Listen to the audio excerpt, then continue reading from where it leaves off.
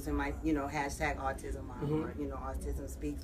And then people that didn't know I had a child on the spectrum, you know, like, oh, I'm glad you're kind of sharing his progress, or he's talking now, or he's doing this. People that may have, you know, seen me posting when he was younger. So I think even in that way, it might be helping other people, because I don't have it all figured out. I'm still figuring it out.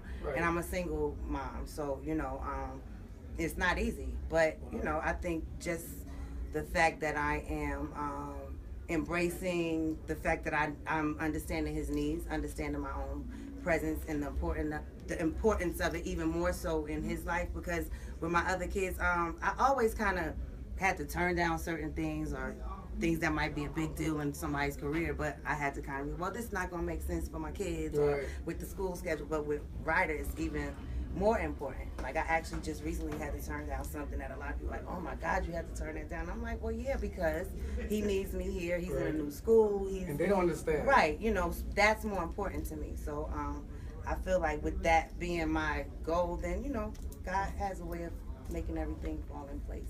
I didn't even know that your son had autism. And so funny you speak about it, because my brother has cerebral palsy, and it's like he never could walk. But he never wants nobody to help him. So you'll see him play basketball out there with the boys in New York. We're from New York, that's how I know Brian. And literally, I just went back and I see him. He don't want nobody to help him. He be going, he's like, I'm good.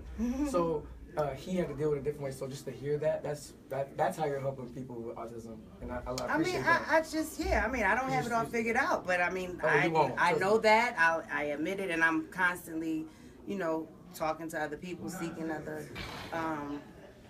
aspects of trying to help him, you know, develop into, you know, the young man that I would love to see him be. I don't feel like it's it doesn't have to be a complete handicap, you know, so to speak. Like, you know, he's definitely delayed in his speech, but he is verbal. You know, there was a time when I was like, I wish he would talk, but he is verbal. So, you know, I think that with consistency, you know, and learned behavior, because a lot of it is just habitual behavior. You know, I know that he's made strides, so he's gonna be fine. That's what's up.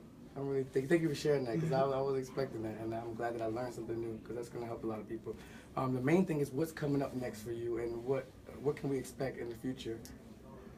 Well, in addition to still promoting my album, The King and I actually have a lot of projects like in my head. I don't even know which one I'm gonna like actually put out next, but I'm kind of working on. I wouldn't say all of them at once, but like I might do a record that seems to suit my jazz album. I might do a record that seems to suit, like me and Donnell just talked about. I got an album I want to do with just me and Mel. He's like, I need a...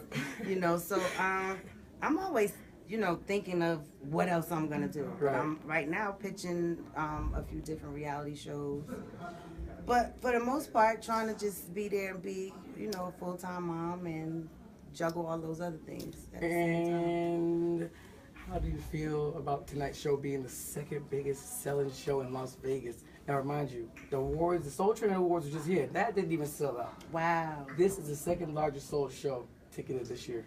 Okay, well, that's a two-faceted answer for me, because I am very happy that Teddy asked me to be a part of the show. Happy to be considered a legend or king and queen of R&B. Because you are. But at the same time, just keeping it real, records.